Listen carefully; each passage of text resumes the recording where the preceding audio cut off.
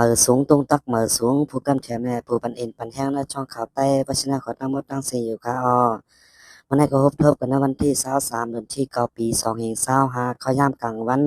เมื่อในก็ได้มีตั้งหัวข้อข่าวโผเมพิษกันลูกขวยยื้อตายขึ้นโปเจ้าเฮิรนเป็นใต้หนังกันวันในค่ะค่ะดีเจเว้งเมแจ่มเจตอนเกียงใหม่เมืองไทยปดห้องนั่นมีนาขึ้นปีน้องใต้หลังหนึ่งโผเมพิษกันเสก็เป็นลูกขวยยื้อตายขึ้นปอเจ้าเฮิรนมันตายขึ้นไหนยาวเจ้านาตีห้องปลิกเมแจ่มรัดดีผู้สื่อข่าวว่าเมื่อวันที่18เดือนที่9ปี2525ยามกลางค่ำ6 โมงครึ่งนั้นได้ยินข่าวว่ามีคนญาเปิ้นยื้อตายหิมสวนเขากาบวานปางอุ๋งเก่าอึ่งเมซึกเจเว้งเมแจ่มในแลและกากดทัดต้วยและหันก้นเท่าใจก็เนืองญาออกกองยื้อเสลูตายไว้พ้องเจ้านาตีเขาตึกขึงปองค่ายตัวก้นตายอยู่นั่นจังซ้ำมีนางยิ่งก็หนึ่งจือห้องนางหลาวอายุ25 ปีเป็นแห่งการยานเมืองเรียนมาลัดว่า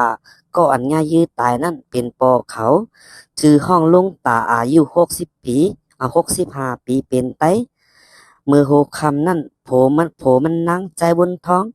อายุ27 ปีแลตั้งเขาปอลูกพิษกันลองตั้งมันจึงมือนานั่นเขาโผมีพิษกันแลนางไหลไปมาอยู่ขึ้นปอเขาก็เป็นโผซ้ำมาจอมไข่ให้มือจอมมันนางอ่ำย่อมมือแลพิษหม้อกันปอเขาลุงตาซ้ำมาหามสีขาเกวยกาอ่ำขึ้นลีเสไปอ่ำกาโผมันแลปอเขาสืบพิษกันเทียงหาวแห้งโผ โผมันหลอกขาปอลูกว่าติเอาตายแป๊ดแน่แล่2ปอลูกเรียนไปเนอสวนมันนั่งกอกว่าแป๊บมกเนอสวนหมักฮูยามนั่นไลยินเสียงกอง2 กำนางไหลหันเจ้านาตีเขาแลจังหัดออกมาต้วยก็เป็นปอกอไหลรู้เสียงกว่าย่าวานไหนเจ้านาตีโฮมฮ้อมหลายผายอ่อนกันจ้อมสอกหาใจบนท้องมือวันที่19นั่นมีคนหันมันใจแป๊บมกอยู่เนอสวนปอเล่งเก่าเขาตีวันปังเก้ย่าเอิงเมสต๊อปเมแจมในแลกว่าเปิงไว้มันใจถึงมาวันที่20ยามบ่ายวัน2 โมงครึ่งจังติ้งยับไหลตัวมันใจในเฮือนเก่าอันมีเนอสวนนั่นติ้งยับไหลป้าตั้งยามมาหลายๆเม็ดในยาวมันใจก็ย่อมรับว่าไล่พิษหม้อกันตั้งปอเจ้าเสจังไล่ยื้อแปดไหนยาวมันใจก็เป็นใต้หนังกันเขาโพเมมากินจังผูกเข้ากาเปิ้นเนอเอิงนั่นไหนยาวค่ะเฮามาสืบถอนแทงหัวข้อข่าวกาต่างแห่งการเมืองมันเป็นเพศกึ่งกลางลูกตาย2ก็บาดเจ็บ9ก็ว่าไหนค่ะค่ะเปิ้นมาเมื่อวันที่22เดือนที่9ปี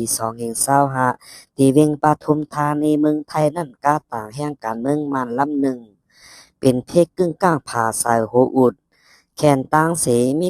ก้นลูกตาย2ก็บาดเจ็บ7ก็ไหนยาวค่ะข่าวไทยออกกว่ามือในวันที่22เดือนที่9ปี2525ยามกลางนาเจ้าหมอก5 โมงปลาย40 นาทีมีกาต่างแห่งการเมืองมันลำหนึ่งกว่าพาใส่ลักเสาป้ายเนตั้งอันมีเหนือเส้นตั้งลงหมาย346ในเกปทุมธานีและโรงสิทธิ์ป๊อบปั้นแฉงเว้งปทุมธานีและมีคนลูกตาย2ก็บาดเจ็บ9ก็ไหนยาวเจ้าหน้าที่ห้องปลิกหารปทุมธานีลัดดีผู้สื่อข่าวว่ามื้อละเจ้าในปอไลยินว่าเป็นเพศกึ่งกลางกาปีนไหนก็แลป้าตั้งหมอยาจุ้มจอยแถมก้นทบเพและกาต่างก้น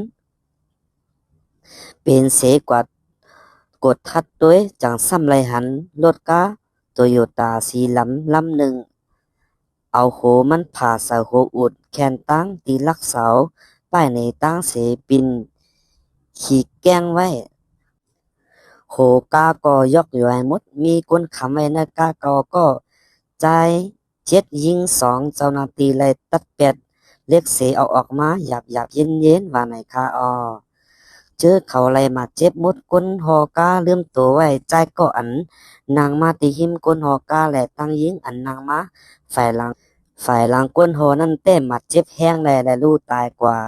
เจ้าหน้าที่เอาเขาสูงไว้ที่ห้องยาปทุมธานีแหละห้องยาลำลูกแก้ว และฮู้ว่าเจอเขาเป็นเฮียงการเมืองมานอังเตกว่าตลาดไทยหรือกาปามาปุกโคปกเลี้ยงเกวกาอำฮู้ความไทยเสก็แลอำแปจ้างตอบถามสังเซานาตีลาดว่ากวนฮอกาอับเตเงานอนพ้องตึกคอกาแลจังเป็นเพกึ่งกั้งแห่งการเจอนั่นเต้จองเป็นกวนหลอมเข้าเมืองจองพิษหมายมีในนั่นตึกกดทัดด้วยอยู่ในยาวข่าวเฮามาถ่อมด้วยข่าวลุ่มเรื่องตีเข้าเมืองไทยตอนเหนือเมืองใต้ปลดออกปลดจ้านเฮาฟังด้วยข่าวเงาฝนล้มมาในข่าวข่าวฝ่ายปักตาเปิดด้วยฟิงฟราสีเมืองไทยปืนเผาว่าลมแรงรกัสาอันลูกตีเมืองฟิลิปปินส์มาวันที่21เดือนที่9ปี2025ในนั้นสุดเข้ามาตั้งวันตกในติ๊กเสติขึ้นฝั่งตอนตั้งเหนือเมืองเวียดนามข้ามเมืองลาวเข้าถึงเมืองไทยตอนเหนือเมืองใต้ปลดออกแลปลดจันในวันที่23ถึง26เดือนสิงหาคมในวันไหนลมแรงลุกในลุกตีหน้าน้ำปังลายวันออกเมืองฟิลิปปินส์คืนมานั้นมีแรงลมพัด1ปักไป85กิโลเมตรต่อชั่วโมงวันที่22มื้อในเข้ามาถึงปังลายเขตจานเสเตลามาตั้งตุกในมาถึงกุนห้องของคืนมาจอมฝั่งปังลายเคเสเข้ากุนหายลำว่านั่นแต่เย็นเป็นลมแรงแห้งอ่อนเสคืนจอมฝั่งเวียดนามลาวเสในวันที่23ถึง26นั่นติเข้าถึงเมืองไทยตอนเหนือตอนอีสานและตอนกลางอีกตอนวันออกจังถึงป้าเวียงหลวงกรุงเทพวันไหนกอบในและลมแรงในเรียกแต่แห้งไว้แลก้นอยู่จอมตูนเฮาสันลอยอีกจอมห้วยจอมตรงตีอันน้ำใกล้โทมนั่นให้อ่อนกันฟังโตจังมีน้ำห้วยน้ำไหลกึ่งกลางน้องโทมเก็บไว้โคของอันมีกาขันโคกาขันอย่าซื้อในขึ้นไว้ตีสูงให้พังด้วยทอมข่าวเงาฝนร่วมอยู่ดาเสกเนอเสตอนเก่งใหม่เต้ก้นเจออยู่เนอเจเวงเมืองหังโตเมดิมจอมต้องเก่งเหลาซาเมืองลอยสะเก็ดเมแตงเมอายฝั่งเมแจ่มเมวังเมอ่อนฮอดชัยประกันก๋อยพัดพะเร้าเวงเหมอกรณีวัฒนาลอยล่อเวงแหงเสื้อในเฮอพังด้วยฟิงปราสีเตกว่าตาไปตั้งเฮอหางเฮียนโตลิลีเฮอหมดถ่อมข่าวเงาเส้นตาสายตั้งละลีวันไหนเมืองใต้เมืองใต้ปลดออกแลปลดจานฝนล้มเตตกแห้งเตมีฟ้าหลังวันที่22เดือนที่9ปี2025ในกุ้ยตีตาขี้เหล็กเป็นน้ำเป็นหนองทมเขานาเวงอยู่ยาวเมืองใต้ปลดห้องเตมีเป็นยอดเป็นปลายลมแรงแลฝนเตตกอยู่กุ้ยกาอำหาใหญ่แห้งแลอำป้อแลแม่จะแห้งวันไหนน้ำปังลายเตมีฮอนน้ำสูงถึง3 เมตรกับในเฮืออ่อนห้ามออกตาถูกลีขึ้นลือกันไว้ในวงวางในฝ่ายโรงเรียนฟิงฟราสีปืนผาไว้หนังไหนปีกาย2024ก็ร่วมเรื่องยากี้อันลูกตั้งฟิลิปปินส์มาเป็นสายตั้งเร็วกันอันติมากรรมในนั่นก็ฝนล้มตกแห้งเฮ็ดให้น้ำท่วมเมืองใต้เมืองมันเมืองไทยหาวแห้งสุดเนื้อปื้นวันไหนคะค่ะวันที่22เดือนที่9ปี2025ในก่อยามไว้วันหมอก3 โมงครึ่งนั้นฝนตกแรงตีเวียงเก่งแม่ซึ่งไทยเฮ็ดให้น้ำตกแม่สาเมริมขุ่นโอนน้องใหญ่ย้อนน้ำไหลน้องไหล